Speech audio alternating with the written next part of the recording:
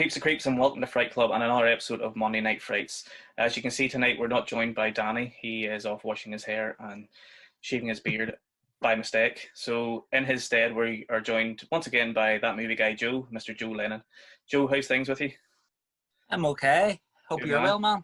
I'm keeping the best. Yep, I'm doing the best I can Awesome. in these hard times. So Yeah. just struggling on. But today we're going to be talking about the film Scream from 1996, which of course was directed by Wes Craven, one of my favourite directors of all time. I know you're a big fan of Wes Craven. Yeah. I'm a big Yeah. Nightmare on Elm Street fan, and I love a lot of his movies. But Scream I hold a very special place in my heart for this film, and I'm really excited to talk about it today. So Awesome. it was released in 1996. Just going to go through a few sort of production notes first before we talk about the film. It had a budget of about 15 million, and it made 173 million, so at the box office. So it's pretty successful film, you would say. Obviously, Yeah. almost 25 years old, and we're still talking about how good it is.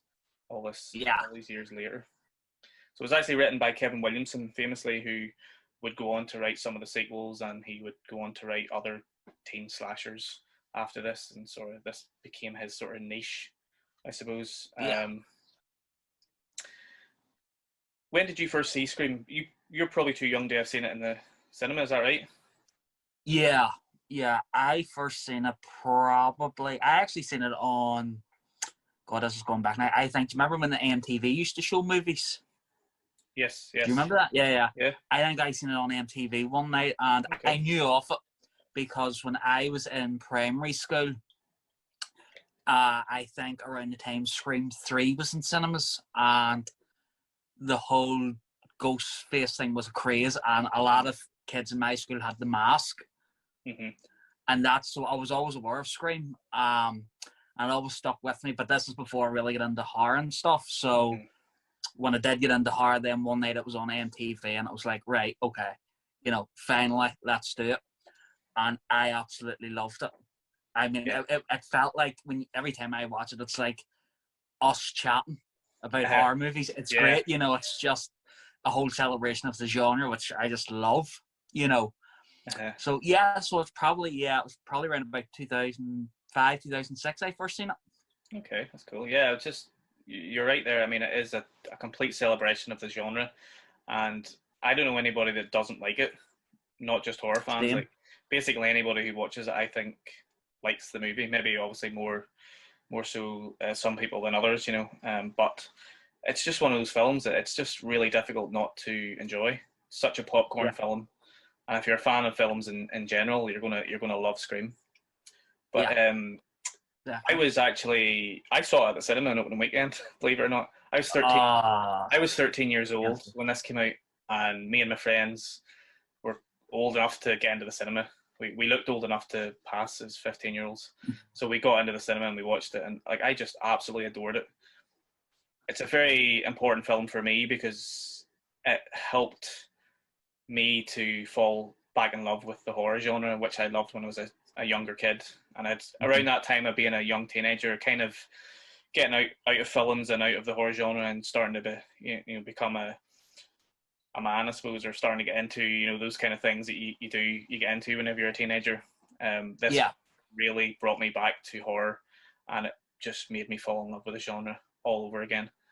It reinvented the slasher genre, and it completely rejuvenated the horror genre in general when it was released in 1996, because the 80s was such a good decade for horror movies, as was the 70s. And the 90s was starting to kind of, there was some great horror movies in the 90s, don't get me wrong. But at this point, the 90s hadn't really, I don't know, they'd sort of lost their way a little bit with horror movies, and Scream really sort of brought that back and brought people back to cinemas to watch horror and to love horror. Yeah. So it rejuvenated the whole genre, and I suppose it was a teen slasher in the same vein as Halloween. Obviously, it's a massive throwback to John Carpenter's Halloween, but with this one, it kind of put a twist on that because it made it more of a whodunit type mystery, type Scooby-Doo, that kind of idea where you're sort of guessing throughout the whole movie the hell the killer is. Yeah. Which is part of the whole gimmick of the movie. Yeah. But as you said, a celebration of everything that we love about horror is in this film, and it's a constant reminder of all the horror films that came before it. And I remember actually hearing about the film. I remember the exact point in my life where I was whenever I heard about the film. I was on the bus on my way home from school, and me and a friend, he had a copy of Total Film or Empire, one of the two. I think it was a copy of Empire he had, and they had an article about Scream, and it was being hailed as Wes Craven's return to the genre, and it was a mix of Halloween and Nightmare on Elm Street and all that sort of stuff, and it just made me excited. And I remember, a couple of months later, and just absolutely loving the movie. So, nice. Yeah. So, we talked about the fact that it was a throwback to the horror movies that came before it. Halloween was obviously the first one that you can sort of think of. Nightmare on Elm Street. What other movies would you say that this was a sort of throwback to? Definitely the slasher movies. Oh yeah. Like when you really listen carefully in some of the scenes, like there's a scene where it makes me happy because they mention slasher films where, unless you're genre guys like us, nobody knows about them. Mm-hmm. There's a scene in it when David Arquette is walking with Neve Campbell and his sister Rose, and they're going along, and he says about the town that dreaded sundown. Mm-hmm.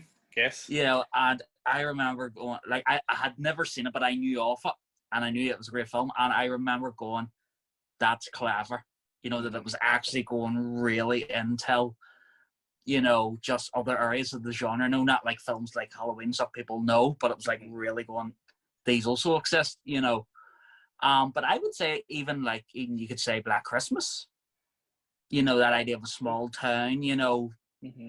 killer, nobody knows what it is, type of thing, But yeah, it kind of pokes fun at all of those movies, even Friday the 13th. Mm-hmm. We come into it, Yeah, I was thinking is Friday the 13th with, obviously the mask, it's about a mask killer, similar to Michael Myers, and there's a lot of throwbacks to Psycho as well. Yeah. Obviously the famous line of dialogue towards the end of the movie, and certain parts of the movie they talk about a lot of things that happen in Psycho, and one of the main things is the fact that in Psycho, one of the special things about Psycho is that the main character dies halfway through the film. Yeah. Which was a massive surprise to audiences back then. And in this film, Wes Craven sort of did that a little bit as well, where Drew Barrymore in the opening scene, obviously her character Casey Becker dies, but on all the marketing of this film, Drew Barrymore was on the poster. She was doing a lot of promotion for it as well, and she dies. She dies in the first 13 minutes, I think, is the opening scene.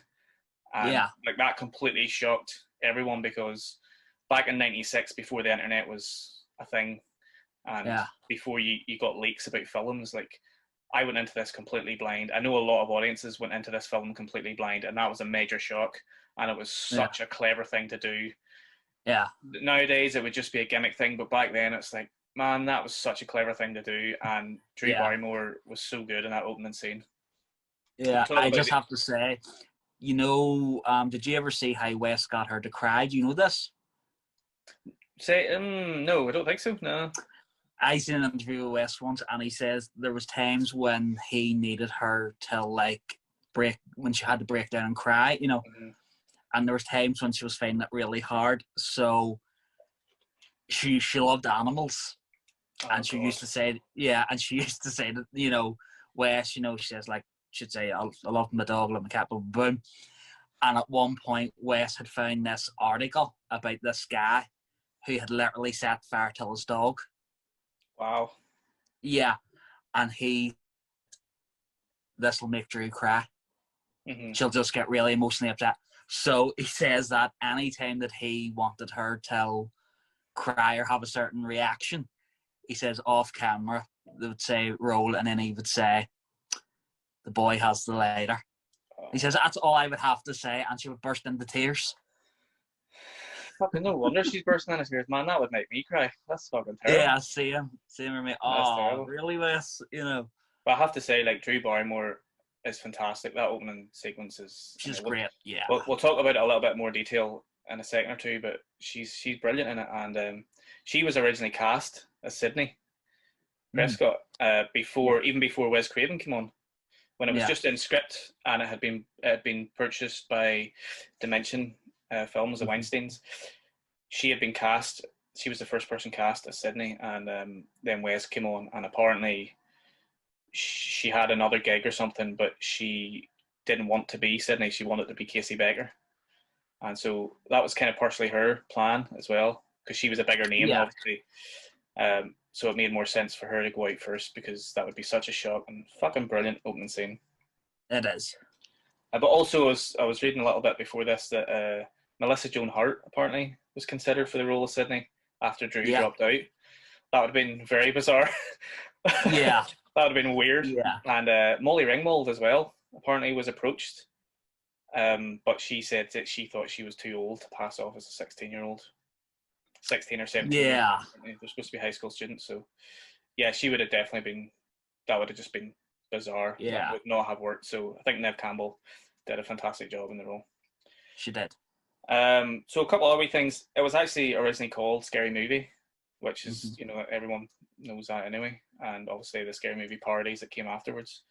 But apparently the Weinsteins didn't think that what was it? They changed the title of it very close to the release, because Michael Jackson had just released the song Scream, and it was massive. I think in late '95. So they were like, right, we want to impact on this. So they changed the title to Scream, and like it's a much better title. I couldn't even envision that film being called Scary Movie and being taken seriously. It wouldn't have been taken seriously had it been called Scary Movie. No. So apparently your guy Kevin Williamson, who wrote the script, he only wrote this script in like a few days, which is crazy because it's such a tight script. It's really clever, really smartly written. Obviously, Wes Craven had a bit of a run through the script after he was brought on as well.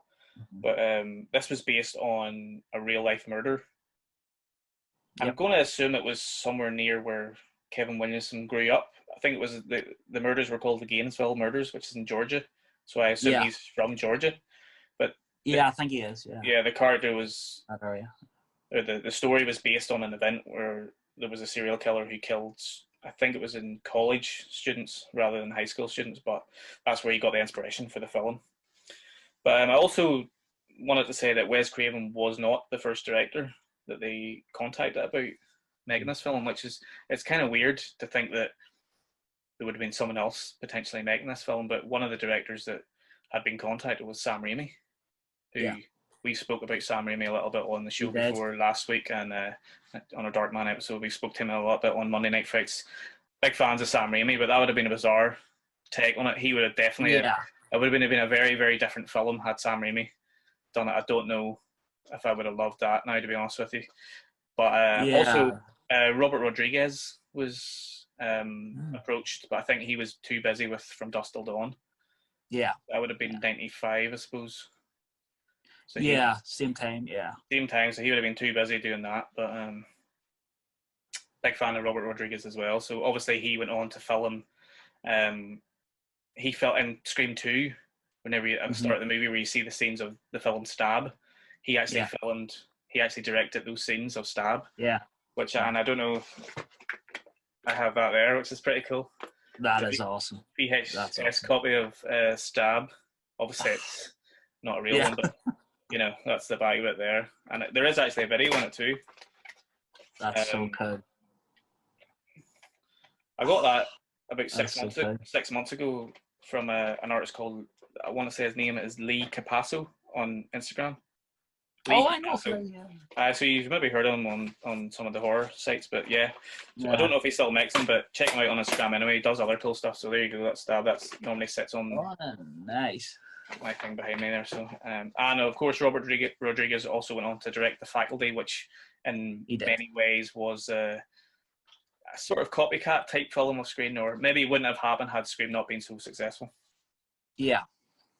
Any other wee things you want to talk about the production before we head into the movie, or are you happy enough just to jump straight in? I'm happy enough, man. Yeah. Good stuff, man. Well, we'll crack off with the opening scene.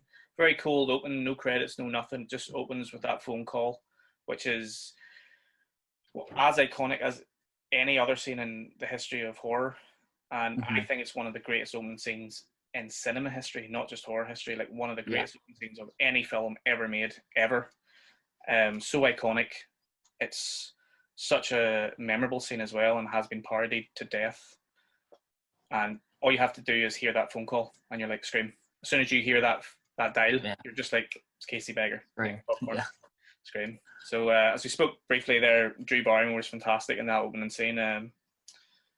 She said that her character was just like supposedly a really down to earth character, and she was making popcorn, she was watching a horror movie, and her performance in it was fantastic. Like she doesn't often get the the credits for her performance in her movies, but she's fantastic in Scream. And I think that opening scene really, really gave this film the platform to be successful. Can you imagine Scream without like that? Imagine it just started with Neve Campbell in her bedroom and Billy coming up the vines. It wouldn't have been the same. No. Like, you needed to have that real sort of opening scene just to pull you in by the throat. Yeah. So means anybody can die. Exactly. No, totally. Yeah. It starts off. She's the big name. She was on the poster. She dies within 13 minutes, and you get little glimpses of Ghostface. Obviously you see him running through whenever she knows there's something up and she's starting to get scared. She looks back into the house and you see him running by, and you just sort of see the cape waving, and you don't really see the face properly until she properly turns around, and he's standing right at the window. And apparently that was Wes Craven actually wearing the mask during that scene where he's standing in the window. I didn't realise that.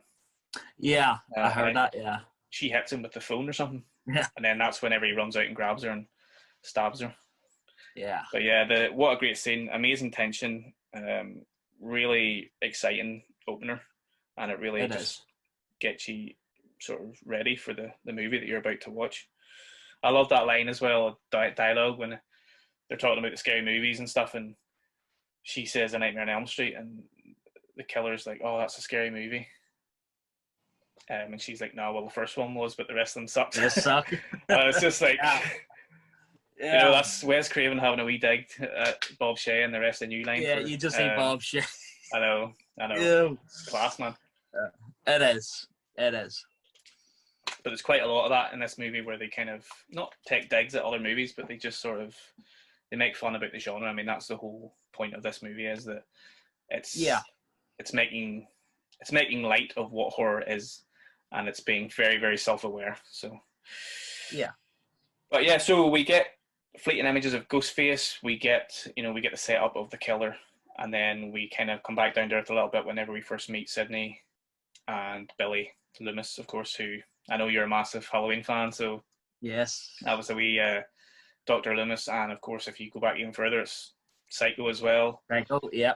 So we meet Billy. Some of the seeds are planted initially there straight away because her dad's going away on a conference for the weekend, so he's not going to be there. So oh shit's really going to happen over the weekend here. And we meet Tatum, and we meet Stu, and we meet Gail Weathers, and we meet Randy, who ends up becoming a very important character in the franchise. But later on in the movie, he obviously has his moments where he's a very important character to the whole sort of plot of the end of the movie anyway. Yeah. Also, I wanted to say one thing, like, how rich is her dad? Because that house that she's living in, like, whenever she walks out, and she's walking around the porch, and it's just like, fucking hell, like, these houses are massive. I know everyone's bigger in America, but, like, Jesus Christ. Absolutely massive house. Do we ever find out what her dad does?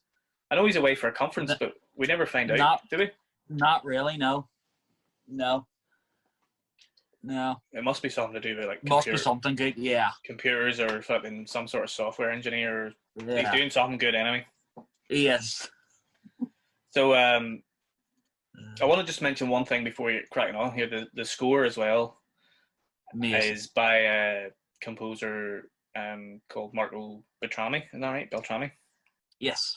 It's a very subtle score for Is. most of the movie. Obviously, it has, once there's action and stuff, there's, you have the typical stabs of music that you get in horror movies. But for the most part, it's quite a subtle score. There's a lot of nice piano parts through it as well. It's really creepy, Yeah. but it's just really nice, and it just sets the tone for the kind of whole sort of sinister dread. Things are about to happen, but it's not in your face. It's very kind of subtle. Yeah. And I love that. It's great. Who's your favourite character in this, by the way? Or do you have one? Randy, no, yeah. Randy. Because I'll tell you why. Because after I had seen it, and I could talk about it and stuff, people would say, "You're Randy, Joe." If this was real, right? You're around, they would come to me, and go, "What do we do?" So yeah, but no, as a Miranda. Yeah, no, I was going to say, like, probably most film fans or cinephiles or film buffs or whatever probably do gravitate more towards Randy, because he works in the video store and he knows about all this stuff. Everyone knows about the movies, but he's the one that's he knows about the rules, and he's able to quote the lines and stuff. And and he's a likable character. He's sort of annoying maybe near the end a little bit, but he is quite likable in the beginning anyway. Pretty much straight away, Sydney gets attacked. She gets attacked after that initial opening scene, and it's she's in the house on her own.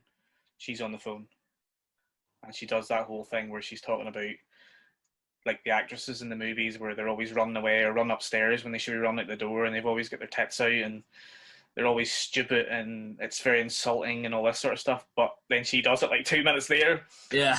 She goes to run out the door, and the latch is still on it, and she can't get it off, and then she jumps over, and then she runs up the stairs. Yeah. And she ends up hiding in her bedroom, obviously. Yeah. But yeah, I just love that whole thing with the film where it pokes fun at it, and then it actually happens. It happens quite a bit, and it happens later on in the movie as well. So I just love that about Scream, and it's one of the things why I love it so much. Yeah. Have you got like a favourite scene or anything from the movie there? Ooh. God, this is hard. Because I watched it about a month or 2 months ago. I hadn't seen it in so long. Mm-hmm. And it was like, Jesus, such a good film still, Mm-hmm.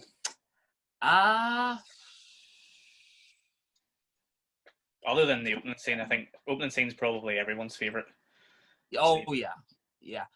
I do like, I said, the climax in the farmhouse. I do think that's great. I'll tell you one thing that I do really, really like, and I get a kick out of it, because even people that don't know him or his name, they kind of go, "Oh, that's him," and he's not credited, which is the fonts. Yes. Yeah, the principal. It's so funny, because anybody that I show Scream till now that have never seen it, when he comes up, they're like, "Oh, him," I know.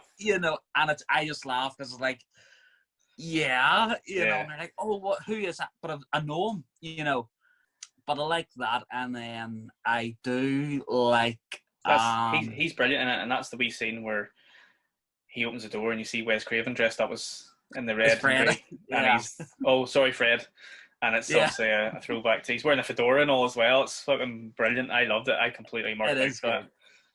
But no, Winkler's great in it.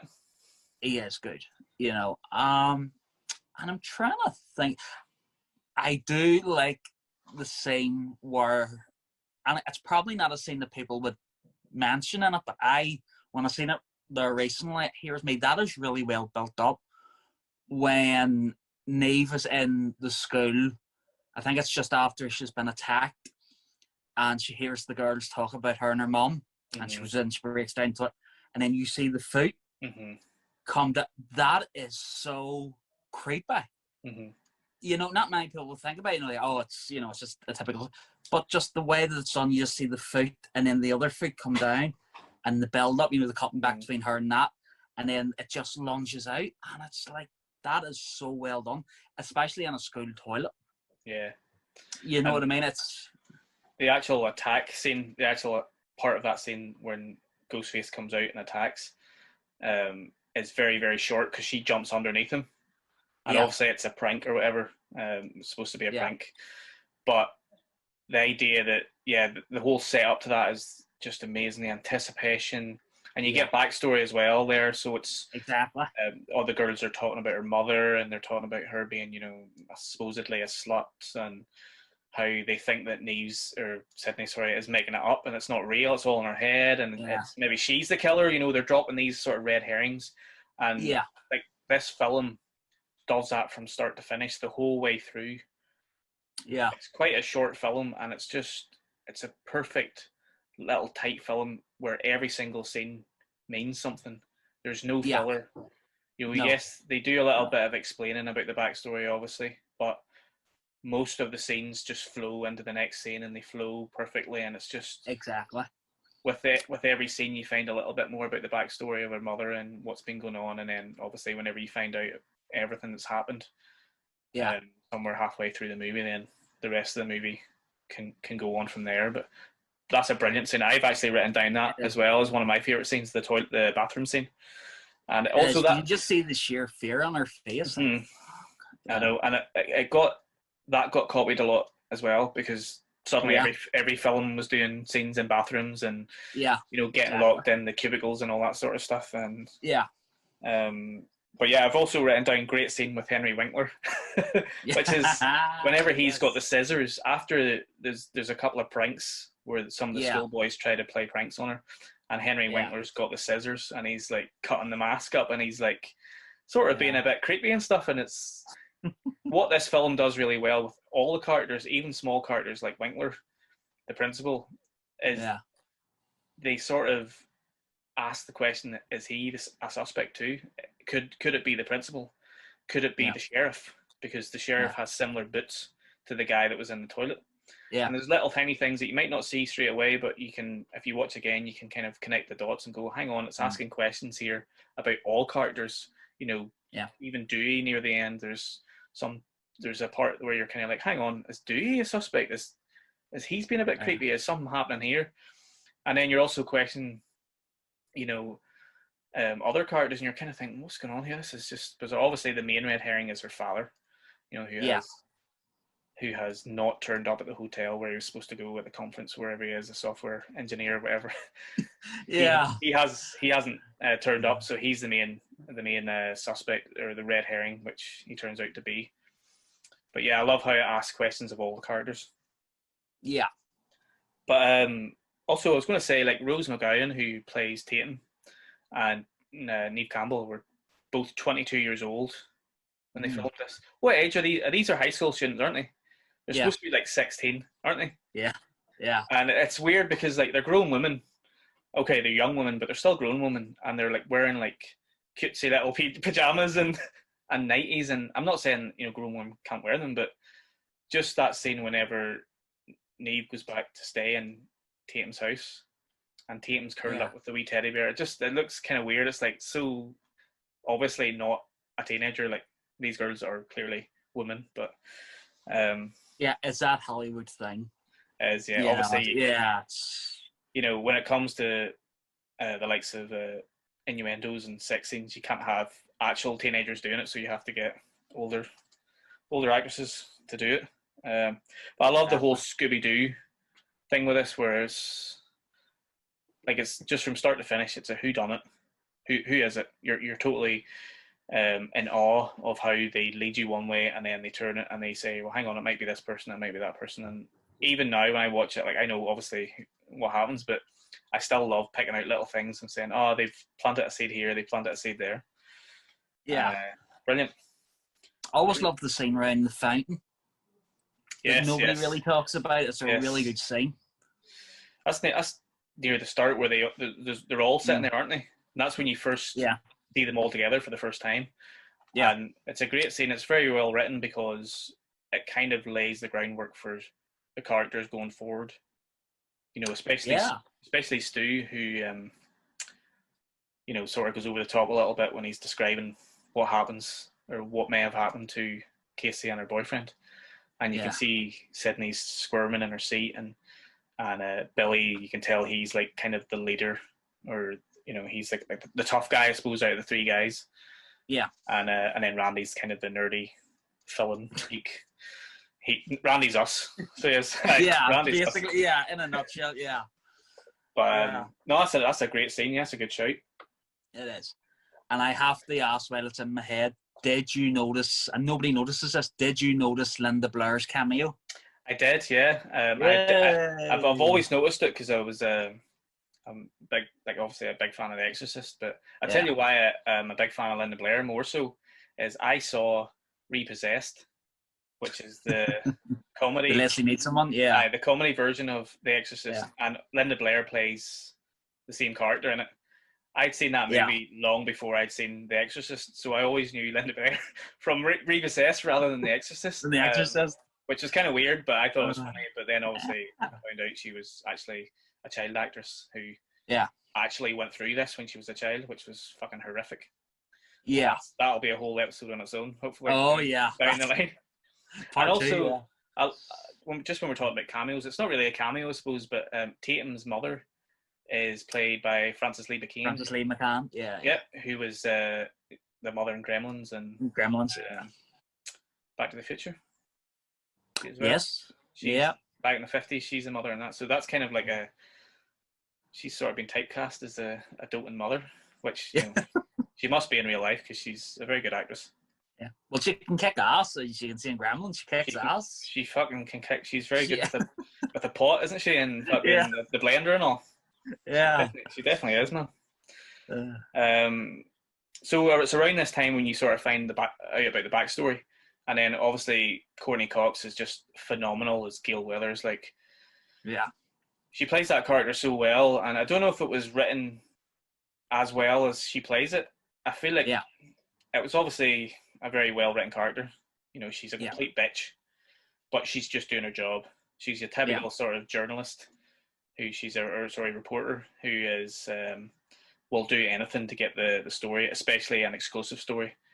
And you sort of find out more about her relationship with Sydney and the event with her mother the year prior.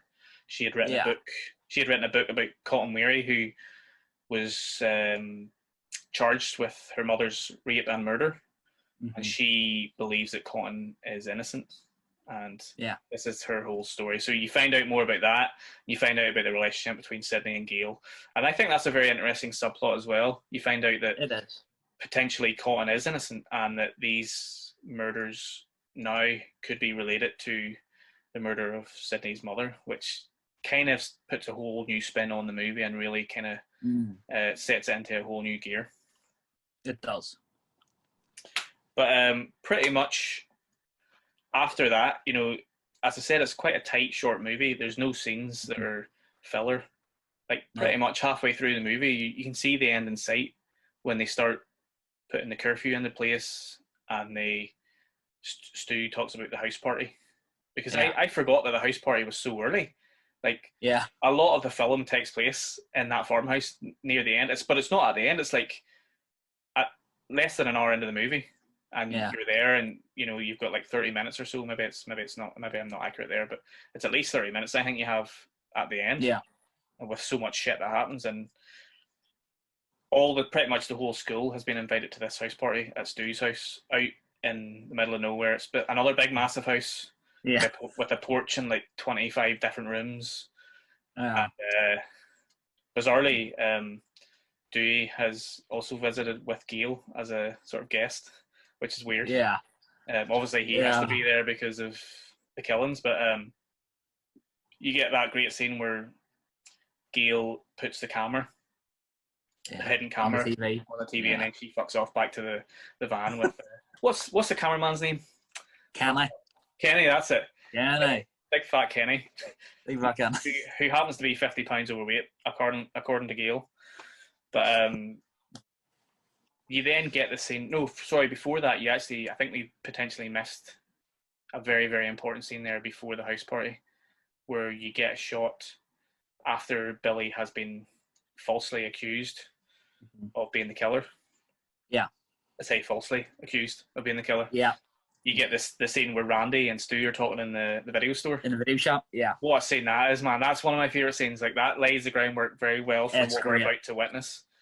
Yeah. And Randy really goes off him on there, and he starts kind of causing a scene, doesn't he? He sort of starts shouting and stuff. Everyone's a suspect. I know. And then you find out that one of the main reasons why Randy doesn't like Billy is because he has a thing for Sydney. Yeah. And he's hoping that he can get off with her at some point. You know, which is kind of maybe pushing it a wee bit. But he can dream, you know. He can dream, yeah. He can dream. Yeah. But I just love that scene where they're talking about Billy, and then Billy's actually behind him. Yeah. And then Randy sort of shuts up pretty quickly, but he's basically saying, he's talking about the red herrings, isn't he? He's talking about her dad, how her dad is a red herring, and he's like, trust me, it's Billy. And we should have listened to Randy all along. Always fucking listen to the geeky person in a film, because they know what they're talking about. We get the curfew, we get that great song from Nick Cave as well, Red Right Hand, which I always remember that song from this film. But of course it became very famous in recent years because it was the opening titles to Peaky Blinders. Yeah. Wasn't it? Yeah, do you watch Peaky Blinders? Yeah. I've seen a few episodes, yeah. I remember whenever we watched it, me and my girlfriend Janine watched it last year, we binge watched it on Netflix or something, and whenever it started up and that song played, I was like, oh, it's the song from Scream, the house party scene from Scream. And Janine was like, what are you talking about? And I was like, they fucking stole that from Scream. Scream did that first. Yeah. But yeah, great song. So Gail plants the camera, everyone's in the house, all the red herrings. At this point, we don't really know who's who or what the hell's going on. We know that there's some connection to Sydney's mother's murder the year prior. But at this point, you're right, everyone's a suspect. Randy was right, everyone's a suspect. And Randy is kind of us as well, because Randy is telling... Yeah. Randy's asking questions, but he's also answering questions for us, if you know what I mean. He's answering the questions that we're asking ourselves. But he's the one that's telling us that everyone's a suspect. And then we get that awesome kill scene with Tatum, where you know, she opens the garage door, and it gets quite cold in the garage, and she's getting the beers. Yeah. And we get that scene where Ghostface comes down, and why does everybody think that anybody that's being creepy is Randy? Because they think Randy's the one making the phone call at the start. Maybe even twice they think that Randy's making phone calls, and then Tatum just assumes that this person in front of her wearing the ghost mask is Randy being all weird and creepy. But it's not. It's obviously the killer. Yeah. So she runs away and tries to make it through the wee flap in the door, and then the fucking thing starts going up, and it's just like, man, I actually forgot. It's quite brutal. It's quite gruesome. It is, yeah. Because you see her going up, you know what's going to happen. You know she's going to get squashed or something's going to happen. But it's actually her neck, isn't it? Yeah. Her neck gets like fucking squashed, and you see it, and it is. You see the actual moment that it hits, and she's just hanging there, and it's Jesus, it is quite brutal. Yeah. But this has happened at the back of the house, and no one's noticed it because obviously nobody goes to the back of the house. They're all on the front of the house. Like, you know, it's a massive house. It's got 47 rooms. Exactly.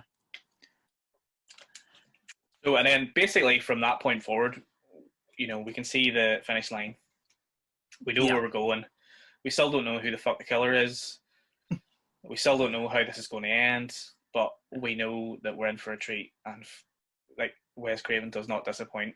This last sequence, the last 20 minutes of this movie is amazing. I absolutely adore it. I love it to pieces. I love how they build the tension slowly, because Sydney and Billy have that moment where they sleep together. Yeah. And you think, oh, they're back together, everything's fine, and you know, everything's grand, and there's nothing bad's going to happen now. Of course it's not, you know. And obviously you get that amazing scene with Randy as well, where they're watching Halloween, aren't they? Halloween, yeah. And everyone's drunk, and he's kind of being annoying, isn't he? Because he's doing that whole thing where it's like he's talking through every single scene, and he's being that one of those guys. And then he says something about Jamie Lee Curtis being a virgin. Yeah. Doesn't it? And then he starts talking about the rules. The rules, yeah. Like, again, one of the most famous scenes at least in recent cinema history is him stopping the video and standing up and saying, "You don't know about the rules," and he starts naming off the rules to all these fucking drunk high school students. And what are the rules? You can't have sex in horror films, isn't that right? Yeah, you can't. You can't have any drugs. Sex and drugs, drunk and drugs, yeah. And then don't say you're going to be back because you won't be back. That's it. Don't say I'll be right back. That's it. Yeah. And then of course that's the cue for Stu to go and get beers, and then he's like, "Oh, I'll be right back," and he goes through the door like that. And you're just like, "Oh, he's going to be next. He's going to be the next one that's going to die." That's clever. Yeah. Very, very clever. Right off. Yeah. Especially, I mean, now, nearly 25 years after it's released, we're in this sort of age now. Whenever you watch a horror film, there's nothing that's really unexpected. Like, it's very hard to surprise fans and surprise viewers nowadays. But back then in '96, you could drop red herrings like that. You could drop little things, and some people would obviously be like, "Oh, hang on, maybe it's that, maybe it's that." But nowadays we're so inclined to expect the unexpected now but back then it was such a clever way to build tension and to finish the film. And like, there's no way anyone expected that there was two killers. I don't think, anyway. Anybody that did guess that, fair play to you, like, because I don't think anyone would have guessed that at this point. Sorry, go ahead. No, just on the basis of that, the first time I seen it way back when on MTV, at one point, this just shows you how off the grid I was. I actually, you love this. I actually thought that it was Sydney's mother. She didn't die. Well, I think in a strange way, they did sort of plant the seeds for that as well. Like, they did drop little hints there that potentially, maybe it was her mother. Maybe she isn't dead. Yeah. Maybe it's the father. That was the obvious one. But I was thinking it was fucking everybody. Every new face I saw, I was like, "Oh, it's that guy. That's that guy." I remember saying, "Oh, it's the sheriff. It's the sheriff because he's got the same boots as the guy that was in the toilet." Or and before the principal died, I was like, "It's the principal. It's definitely the principal." And it was just one of those things where you guessed everybody, and obviously, the boyfriend's the first person you do guess. But they did they did that wee twist where he was in jail and the phone call. I'm sure at some point I did guess that it was Stu as well. Yeah. And Randy, because it kind of makes you think that, how does Randy know so much? If he knows so much, then he must be the killer, that sort of thing. Yeah. But yeah, so such a great, clever way to write a movie and to, just to make every single character potentially a suspect. But yeah, so her mother, that would have been class. That would have been so weird. But there is a scene in Scream 3, isn't there, where her mother actually has a scene. Is it? I know it's obviously a flashback or a dream sequence. or something. No, it's a flashback. No, but her mother's in it. That's right. Yeah. So. Yeah. That would have been so weird. Yeah. But so that whole "these are the rules," so famous, been copied so many times. It's been copied to death. And such a famous scene from Randy. And then he does that whole thing where he's lying on the couch and he's watching Halloween again. Oh. And then he's like, "Oh, look behind you," but Ghostface has come into the door behind him. And it's just mirroring the two films. And I just think it's so clever. Such a cool throwback to one of the greatest horror films ever in Halloween. But also just like very self-aware of what horror is. Yeah. And being sort of unapologetic about the fact that horror, this is what horror is supposed to be. You can play around with it, but it has certain tropes. And, just saying that, fuck it, this is it. We're not gonna change. This is what horror is, and it's brilliant. Exactly.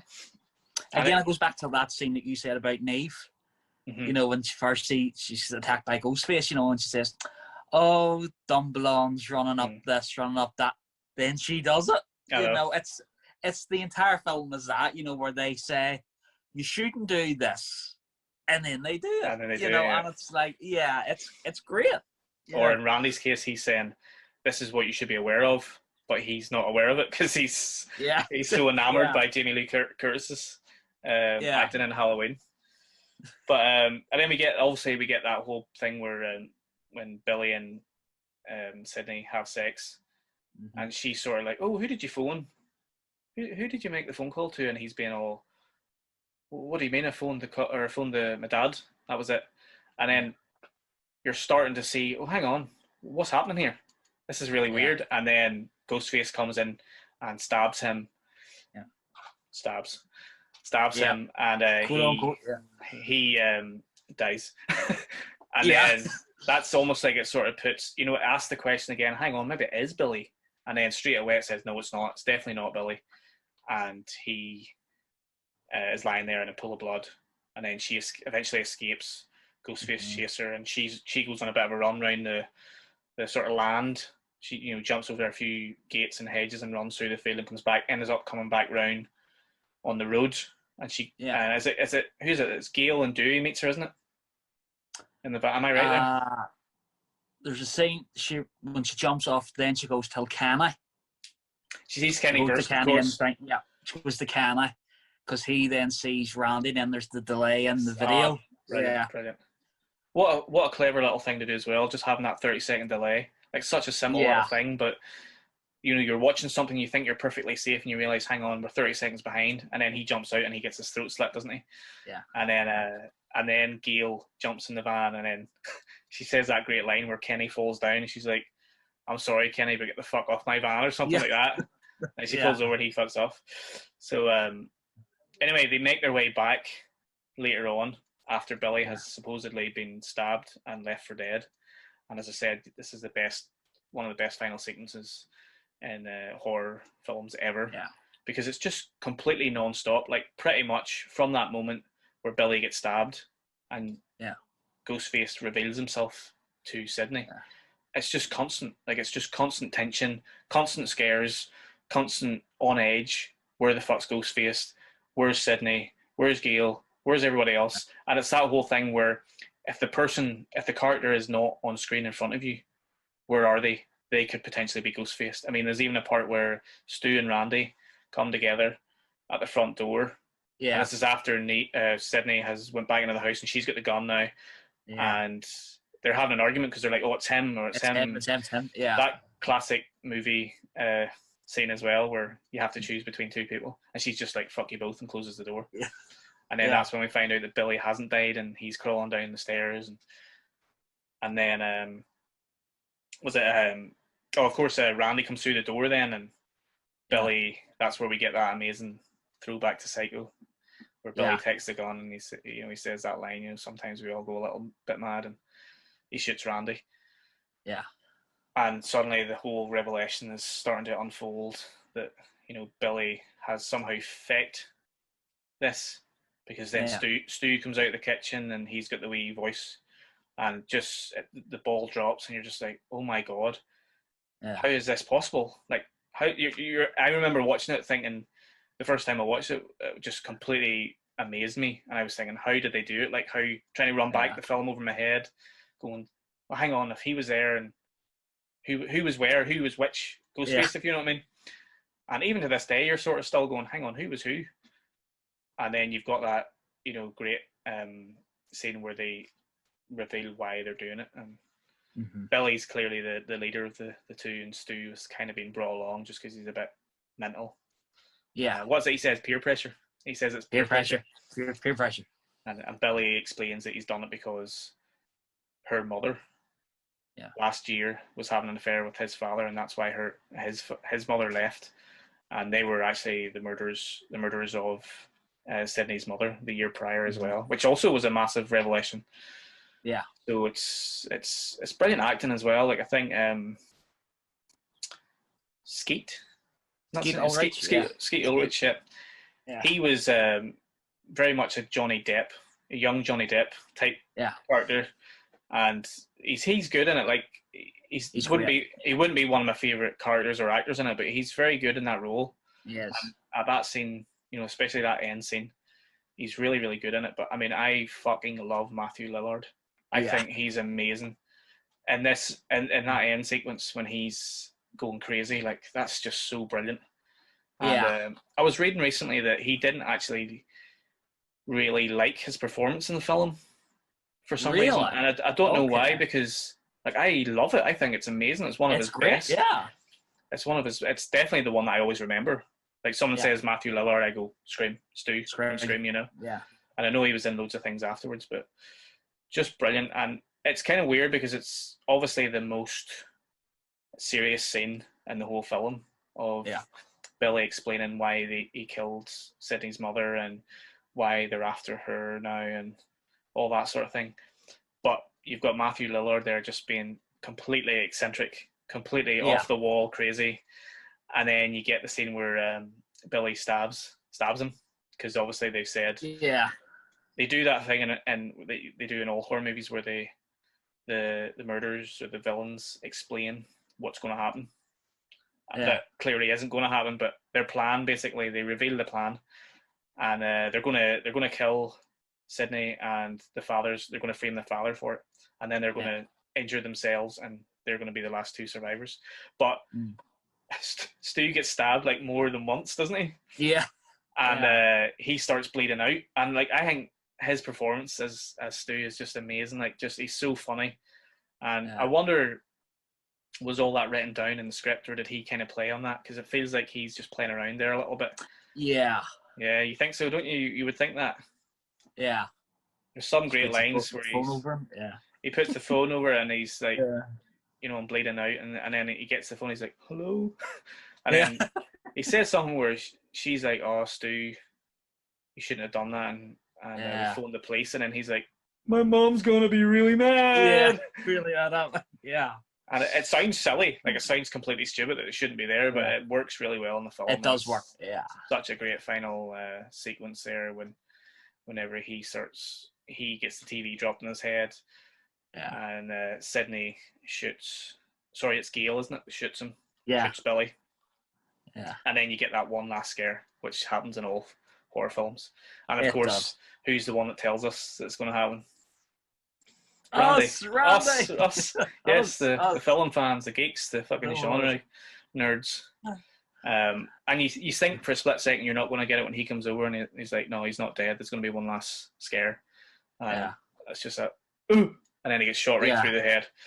And there's a great still. If you pause it at that moment, this is quite a famous still that went around the internet. If you pause it, like, you can see Skeet Ulrich's eyebrows. Obviously, it's a prosthetic on his head, but his eyebrows look really, really weird. Like, he's just had his eyebrows done or something. It's bizarre. Like, I gotta see this. Oh, I gotta see this. It's what a fucking film. What an ending to a film. Yeah. Such a satisfying ending as well, isn't it? For you've watched this movie for 90 minutes or whatever it is, and you get that ending, and there's no way anybody came out of that cinema thinking, oh, that wasn't worth, you know, the $5 or whatever it was. Such a great popcorn movie. A movie that lives on today and is still exciting to watch for me. I've watched it about 50 times easy. Since its release, maybe more. And it's one of those movies that I can just watch over and over again, and I still enjoy it to this day. It's obviously my favourite of the bunch.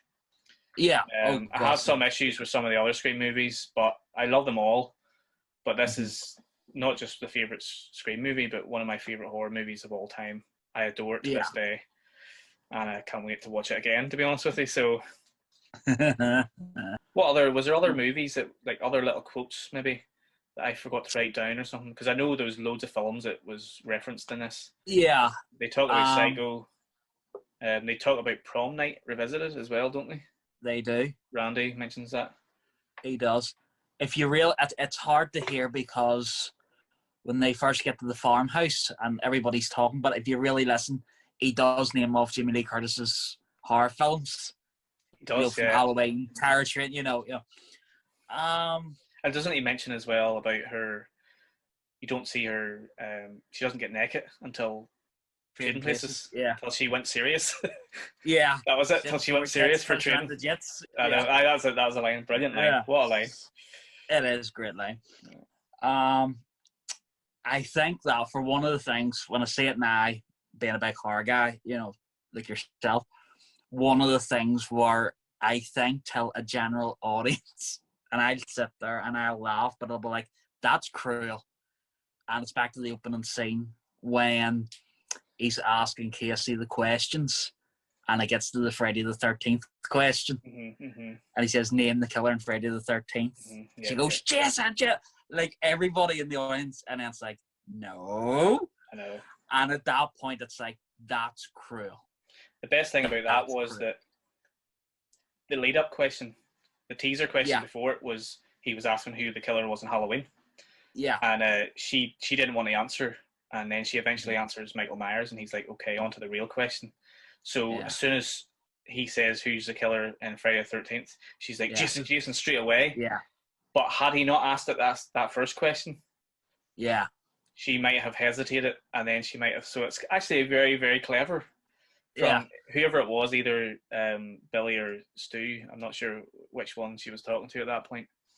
Yeah. But very, very clever of those guys, and such a clever little way to start the movie. And the thing was, whenever I was watching it back in the day, I said Jason too, because you just think Jason, and I'm not even sure at 13 years old if I had seen the Friday the 13th movies, but I knew of Jason Voorhees and who he was, so I probably wasn't even aware that it was Mrs. Voorhees was the killer in the original movie. Yeah. But yeah, such a clever little thing. You're right. It just adds to that scene as well. Yeah. Again, it's just, if you really think about it, it is us in that situation where you've no time to think about it. You just say the first thing into your head. You know. So I think that's why it's so unfair. You know, it's the gleefulness of it, you know, and he's like, sorry, afraid not, you know, it's wrong. And it's like, oh, it's horrible. Yeah. You know, I do like the fact that it's two killers. It's not one killer, it's two. I think that's very groundbreaking. As I was saying, I don't think anyone could have guessed that. And I don't remember there being any other films in this genre, in the sort of slasher genre, horror, whatever, where there was two killers. I'm probably wrong. I'm sure it might have been done before. I'm not sure. But it's such a clever thing to do. And it was very clever. It's like, it's one of those things where it just kept everyone guessing because you didn't know. Yeah. I have some thoughts on the new Scream movie that's coming. I think we'll maybe keep that for another episode. Okay. Hopefully we'll do more episodes on the, part 2, 3, and 4, and we'll talk about the new Scream that's coming, which has already started filming. But I know they've had some issues with COVID, and I think it's been on hold. But I don't know if they're back filming or not. But I think Monday. Is that right? Yeah, Monday. Yeah, I think Monday coming. So, I know I've seen the chair, the director's chair with the Scream, and I seen that and I was just like, oh. And then I seen a picture of Neve Campbell, and I was just like, oh man, this is gonna be absolutely amazing. I don't even care if it's shit. I know I love it. Like I just love Scream. It brings me back to being 13 years old, and being a horror fan and just getting excited and going to the cinema with your mates and getting the big thing of popcorn and just being like, knowing nothing about the movie and just being so excited about what you're seeing.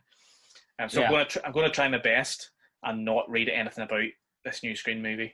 I know it'll be impossible, but I've been trying to do that a lot with a lot of movies recently, where I'm trying not to read about production and about potential spoilers, because I don't want to be spoiled with anything anymore. No. I'm going to try my best. So.